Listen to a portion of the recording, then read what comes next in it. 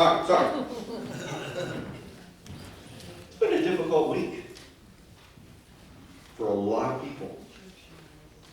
No doubt, whether you're a sports fan or not, you heard the tragic news of the helicopter crash last Sunday that took the lives of 9 people, including former NBA All-Star Kobe Bryant and his 13-year-old daughter. And if you saw any of the footage after that, I know for me there's one image that's burned into my mind, and it's that picture of Kobe and his 13-year-old daughter sitting on the front row of an NBA game. And he's leaning over to her and talking to her. She was a basketball player. And there was Dad coaching his daughter, and she was leaning into him, listening. And you know, no matter his troubles of the past, no matter the successes and the celebrity status, I know we can all get cynical and say, well, was that me? And if it was me on that helicopter, it would have been just a blip on the news, oh, a helicopter went down. But I know it was made a big deal. I get that. I get all of that. But still, we ought to feel the pain of a life snuffed out so young, of a wife left without a husband with 3 children, of a 13-year-old and all the promise gone. Things just aren't supposed to happen that way. And I think I find myself at moments like that, stepping back and taking personal stock. Making sure, something that I say at a lot of funerals, a lot of times, you know, at a day like this, when you're saying goodbye, you're laying to rest a loved one, make sure you don't let any time go between healing any rifts that you may have with someone else. Time is short. And we need to make sure we keep our relationships what they should be. You know, I make sure I'm current, as it were, with my wife and my kids and now my grandkids, letting them know that I love them. We don't know what life holds, but we know one thing. It is short, no matter who you are. Now, some of us have gone through some deep reflection and soul searching as we look back on our own lives.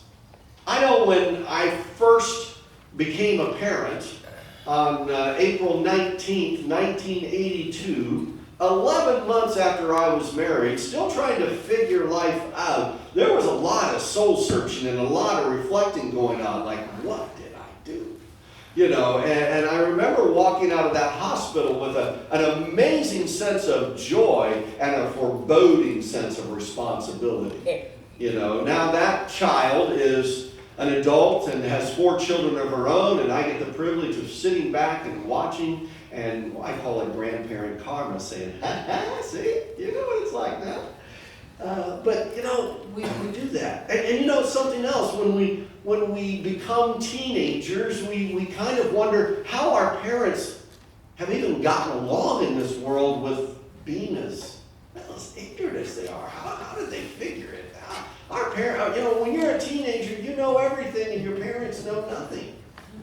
And then you merge into adulthood, right? And all of a sudden you realize, whoa, wait a minute. This adulting thing, this is not easy. Oh, maybe mom and dad weren't so bad. Maybe they had a few things going along. And yet sometimes, as adults, when we look back and we take off the rose-colored glasses, we maybe see that things aren't as great as we thought. In my master's in counseling class many years ago, one of our professors said this: as parents who struggle with sin natures, the best we can hope for is that our children will not need as much therapy as we did. That's really pretty low. And yet sometimes you get in those situations like I was, all the way back in 2003, 17 years ago. I was in one of those, how did I turn out so well considering my folks? I was in one of those zones that you get into every now and then. I had just left my daughter, Jessica, in Mexico. We had been there together. We called it the daddy-daughter mission trip. we flew down together to a city where I had been 2 times before, took a work team down, and we dug footers for this church. And then 2 years later, took a work team down, and we put the cement roof on this church. And now here, several years later, I'm going down with Jessica, going to teach in the church that I helped to construct, and also going to leave her there for 2 weeks with dear friends who were going to help her get kind of an experience in immersion into the culture there. Jessica had become almost fluent by her senior year in speaking Spanish. She had a heart, and she was thinking about majoring in Spanish in education, which she did, and so we thought this would be a good opportunity.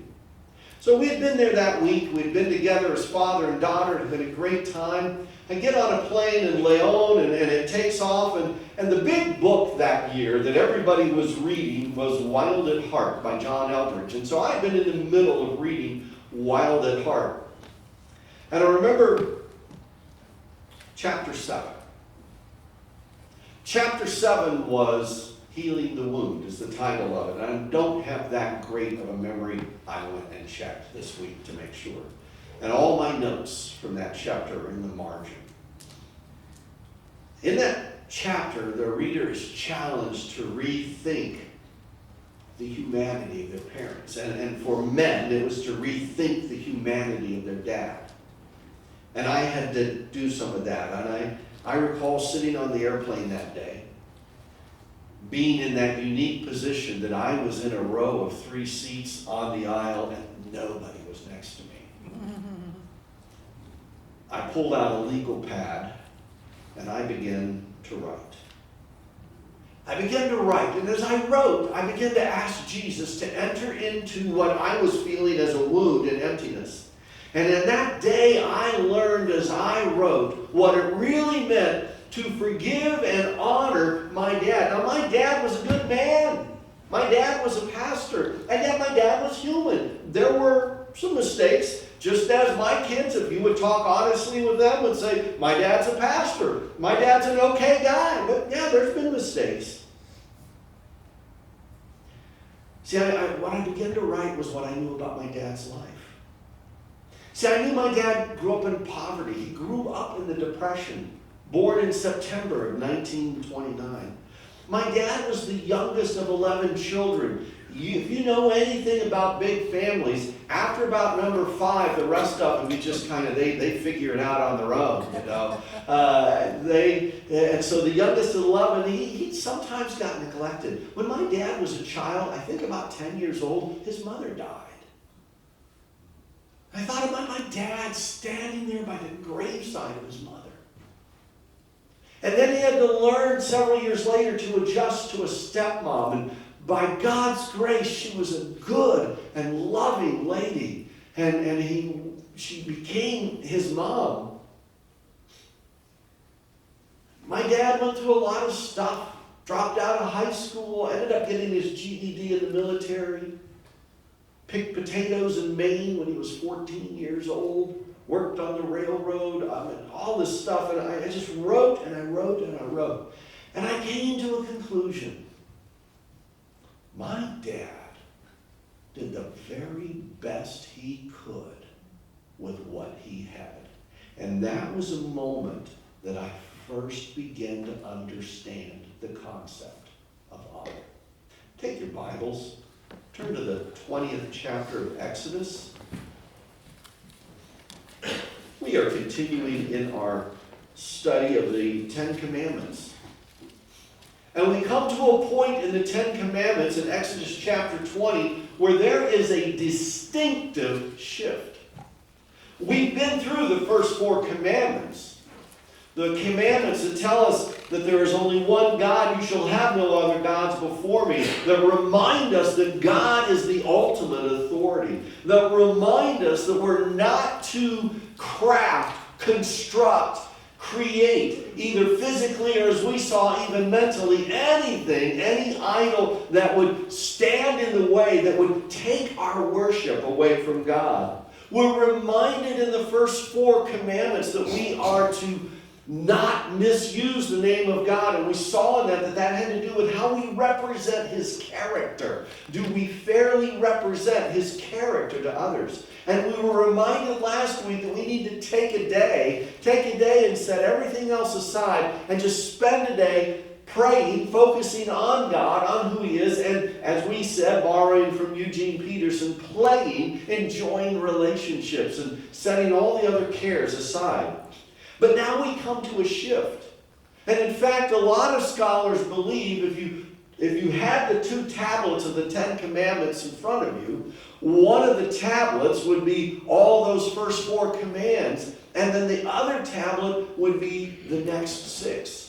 Because the first 4 commands are vertical in nature. They're all about our relationship with God. And then the next 6 are all horizontal. They're all about how that relationship with God affects how we interact with one another.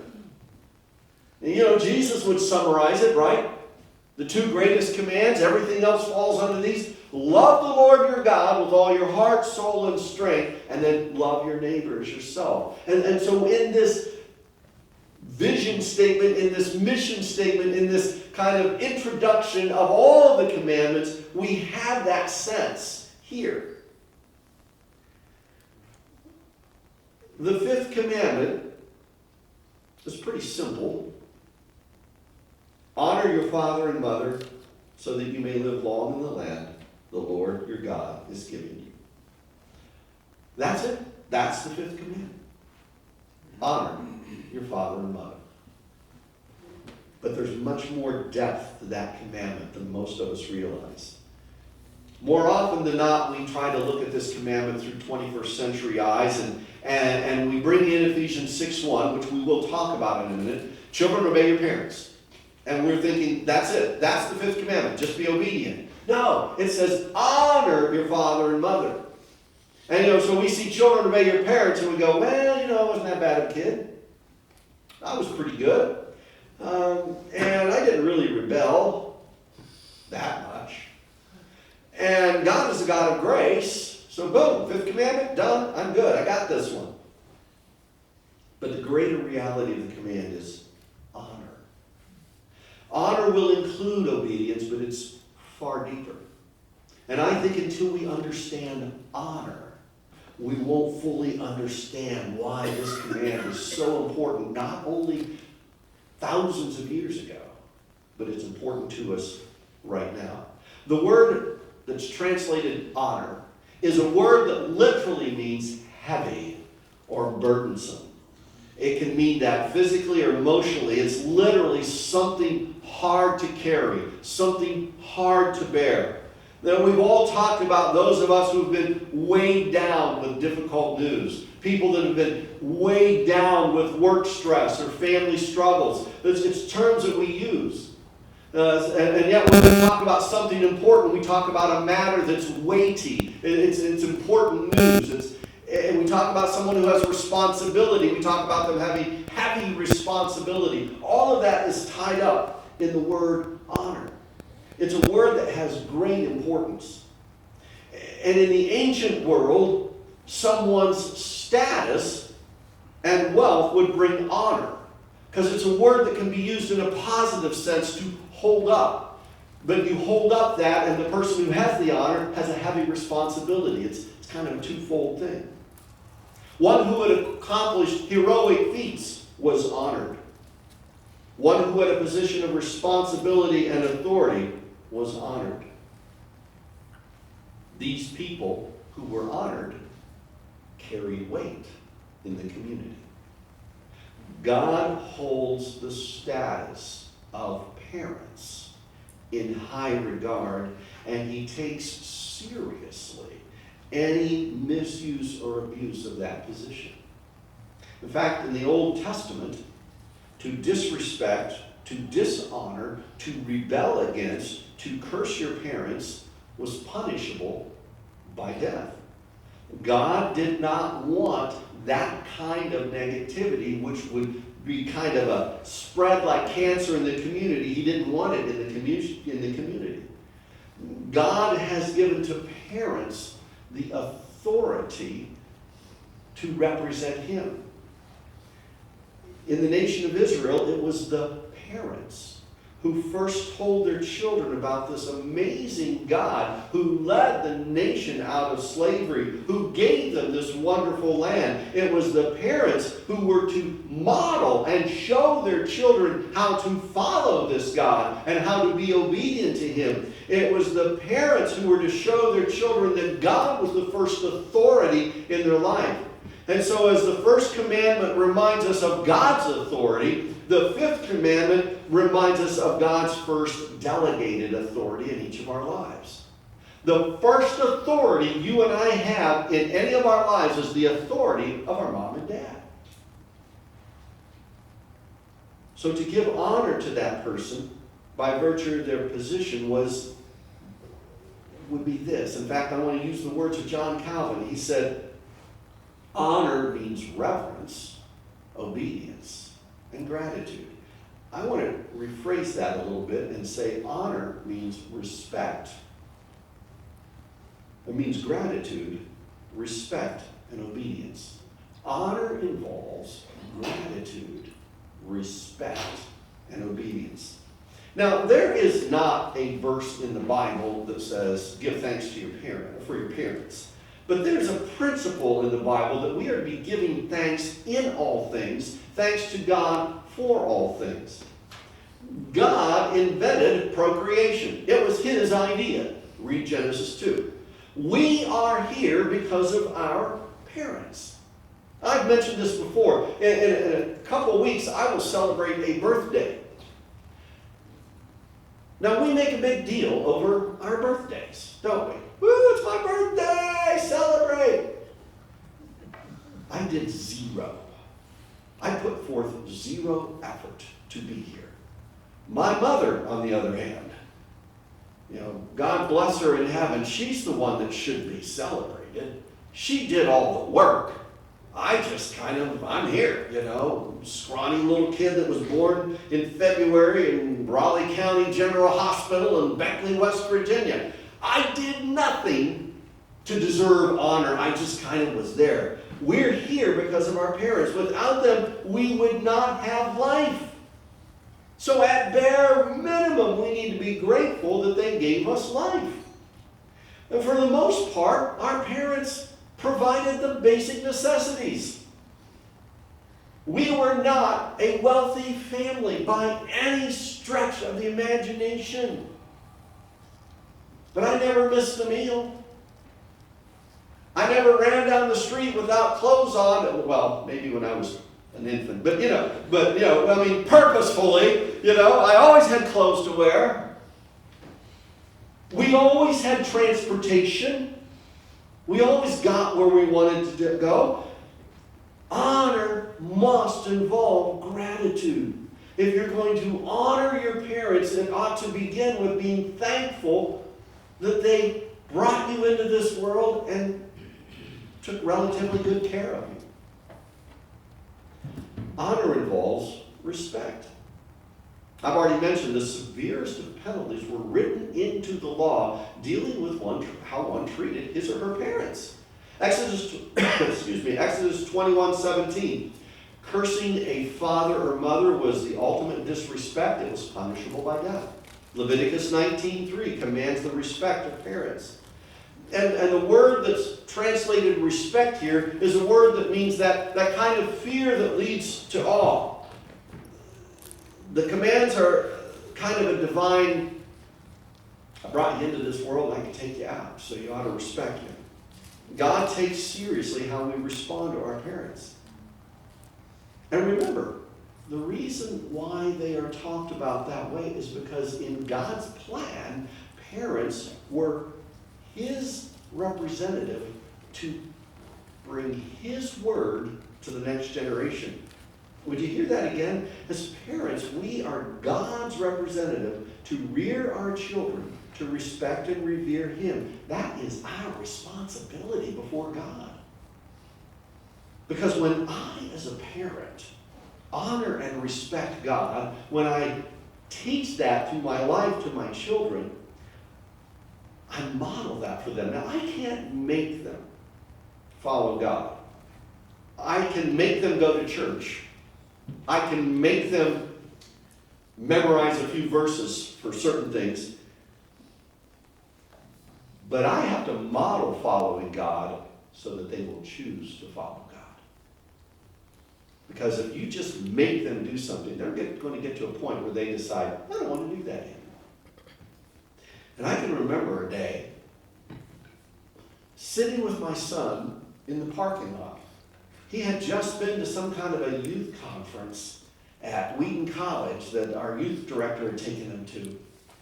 And said, hey, how was it? And he just sat there for a minute. And then he said, Dad, I think for the first time in my life, I really sensed the presence of God. And I just don't have many words right now. Whoa, that was a holy moment, you know. Now, when we get to the New Testament, Ephesians 6:1, Colossians 2:20, we have the addition of obedience. Because it simply flows naturally. If I'm grateful for someone, and if I respect someone, then when that someone says, I need you to do this, well then out of my gratitude and my respect, I do it. Obedience flows out of honor. Honor reflects gratitude and respect. So obedience in this sense is not a drudgery, it's a service. You don't do it because you have to. You do it because you want to. The biblical pattern is this. When I obey my parents, in essence, I'm obeying God. Now, I get it. I've been a youth pastor. Well, what if your parents told you to go rob a bank? You know, that is so extreme in so many of our backgrounds. And yet, I have dealt with students and young people whose parents wanted them to do something that was less than honorable. And so you take time to instruct them that if you obey God first and obey your parents, He will see you through or give you an avenue through that time. Now remember, too, that we're talking about an ideal. We all know of ungodly parents. God gives us a standard, and those of us who hold that standard should realize that honor involves gratitude, respect, and obedience. Now there's a unique feature in this command. Paul brings it out in Ephesians 6. He says it's the only command with promise, or it's the first command with promise. Notice that. Honor your father and mother so that you may live long in the land the Lord your God is giving you. Now, if you read that from the New International Version, Ephesians 6:1 and 2, you would say, woo, I'm going to live forever. But that's not the thing that God promised. That's really not the best translation. It's the idea that God is bringing the nation into the land that He was promised. And as a nation, when you model and you teach and your children follow, honoring your father and mother, which means ultimately they're honoring God, then He is going to see to it that the generations continue in the land, because that was the promise that He made. If it were just, somebody has said, well, maybe it's honoring God and He deposits an extra day in your life. If that's the case, then when you dishonored and disobeyed your parents, He took a day away, I wouldn't have lived past 16. This is a promise to the nation, to the families. Deuteronomy chapter 6, verses 4 and following tells parents, every day of your life, when you live your life, when you're walking along the street, when you're sitting down, when you just teach and model God's truth to them, the law of God. So the promise is this. Honor carries through to future generations. Parents, you honor God and set Him apart as the one and only God. Parents, you honor God and obey Him by not carving out idols and making anything that gets in the way of worship. Parents, honor God by respecting His character and His person. Parents, honor God by setting aside a day of worship and rest, and then teach your children to do the same. And you're going to find that your children are going to honor you, and they're going to honor God, and they're going to honor His authority, and it will impact their whole life. It will mean that they will respect life. It will mean that they will be faithful. It will mean that they will be honest. It means that they will be people who won't lie against their neighbor. It means that they'll be people who are content, which are all the rest of the commandments just restated. This one is the capstone for human relationships, just as there is one God, and you shall have no other God, is the capstone for our relationship with God. For about 12 years, Charlene and I had the some days privilege, some days not so much, sometimes challenge, of working with teenagers. In fact, when one of our kids was in preschool, they were asking what their daddies did, and my one child raised their hand and said, "Oh, my dad goes to parties with teenagers." We had to explain a little bit, had to do a little explaining there. But we had a unique mix of a youth group. We had a good group of kids from homeschool families, we had a good group of kids from Christian school families, and we had a good group of kids from public school families. The group was almost divided equally into thirds. And as we watched and dealt with these students, we learned something. We learned that there was one entity that overshadowed any educational options anyone would choose. It was the home. We discovered that no matter what the educational options, when there was love and discipline and a focus on God in the home, that those are the students that tended to rise to the top. Those were the students that wanted to take more responsibility, that wanted to learn. They had parents who honored God and followed His principles, and it made all the difference. And we actually coined a phrase from that time. I don't know if it was original with us, but we'll claim it. We said, peer pressure is as great as the home is weak. I would sit in middle school lunchrooms, and I would talk to kids, and it was really interesting. "Hey man, you want to do this on Friday night?" And you'd always hear, there would always be that one kid, "No man, I can't do that." "Why not, man?" "My mom would kill me." And all the rest of the kids go, "Oh yeah, okay, cool, you don't have to do that." Because there was that deep respect that I know my parents will never let me do this, and so whatever you want to do, I can't do because my mom will kill me. And we discovered that respect for God's authority, modeled by parents and followed by children, had long-lasting results. Now I realize, when we talk about honoring your father and mother, and that fact would extend to future generations, I realize that not everybody grew up in a family where God was honored. And I realize that for some of us, it actually brings up some painful memories. Someone said God's command was not initially addressing dishonorable and abusive parents. You see, I realize we live in a fallen world. I realize we have homes that are far less than what they could be. I realize we have parents that not only don't respect God or man, we have parents that sometimes say, do wrong, hurtful things to children, and then try to make it their children's fault, and we put it under the broad category of abuse.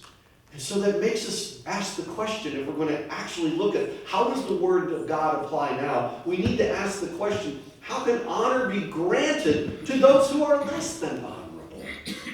Or let me put it positively, honor can be granted to those who are less than honorable. I did a lot of praying, and a lot of thinking, and a lot of reading about that question. I know, personally, individuals whose parents were abusive and mean.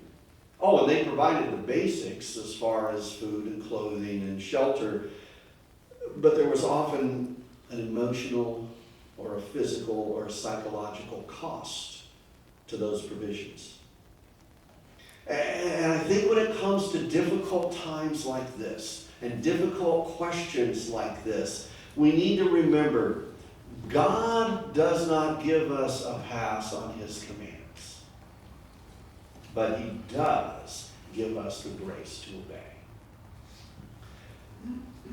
let me give you just some thoughts as we close this out that I hope will be helpful in helping you showing honor to someone who's less than honorable. And the first one is the toughest one.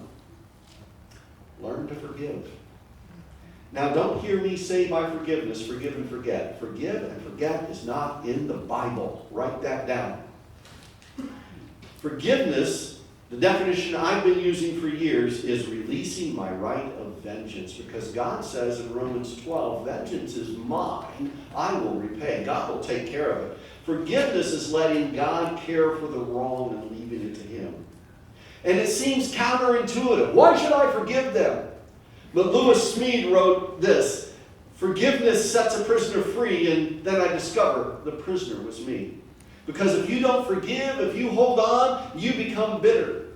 And bitterness grips you, and it's a cancer, and it eats away at you and your emotions and your heart. Now, it's possible, due to death or due to your own safety, you have no further contact with that one who sinned against you and tried to make it your fault.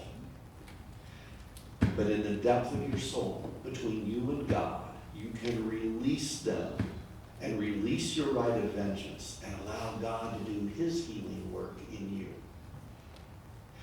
A second way to honor those who are less than honorable. Look for the little bits of good that may have been there and celebrate them. I know, talking to some folks, oh, well, we did do a great vacation once, and we actually got along for a while. Or, oh, my mom or dad did teach me this or that, taught me those things. You look for those. They may be few and far between, but you look for those little bits of good. And you may even look for the good in that one person who wasn't your family member, who was just a person that cared for you, and they came and they put their arm around you, as it were, and they encouraged you, and they modeled what you weren't getting modeled at home. Be thankful for that. Be grateful for the people God brought in your life. And be grateful for the fact that you're here now. And you're through it. When you're able, set boundaries. Now I say when you're able. It's very difficult for a child, a minor living under the roof of their parents, to set a boundary. But as adults, especially when that less than honorable person is still in our lives, we need to know the importance of setting boundaries. Not in a mean way, but in a way that simply says, our relationship is best from a distance. We've had to do that. We've had to do that in our lives. We've had to say, we love you, but we're going to love you from a distance right now because it's the best way for all of us to be healthy. God does not expect you to subject yourself to another's abuse. Boundaries say, I love you enough to not let you hurt me or those for whom I am responsible. Here's another one. Learn, when it's appropriate, to say, I'm sorry for any wrong you have done in reaction. Now, that requires some very important and some very honest thinking.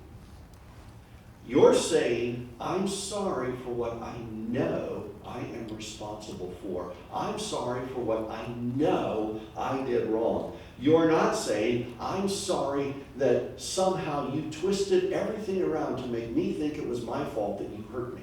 Because that's what an abuser does. We call it gaslighting.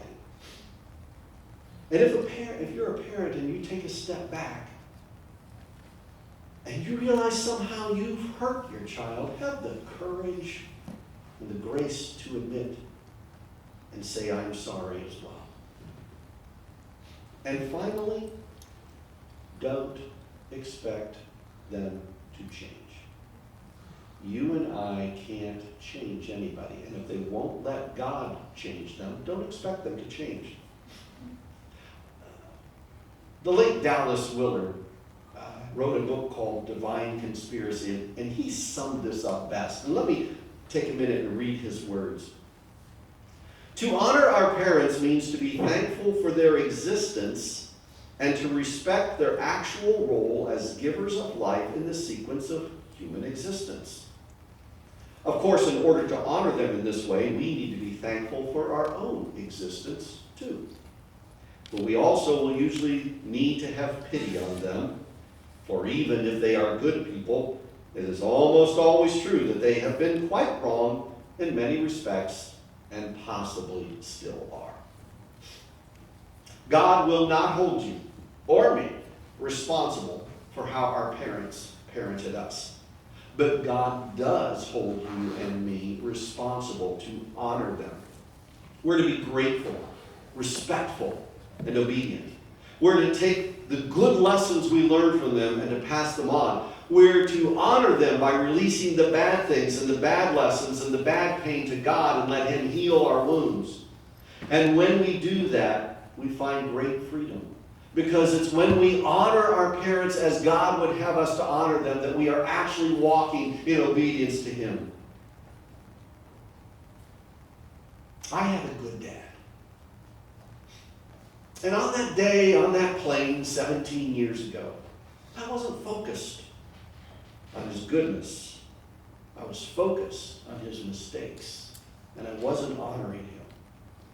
But on that day, as I wrote and I reflected and I invited Jesus into the wound that I was feeling, I can tell you there was release, and there was freedom, and there were many tears of forgiveness shed. And you know, that was so important because it would just be several years later that the dementia would kick in, and my dad would, for the 2 years before he died, would never know my name, would never say my name. And for me, it was good to have kept that short account and to have that healing in my life so that all the way up to the day that we buried him, I could honor him. I realized the depth of God's wisdom in giving His commands. Honor your father and mother, so that you may live long in the land the Lord your God has given you. Would you stand together as we pray?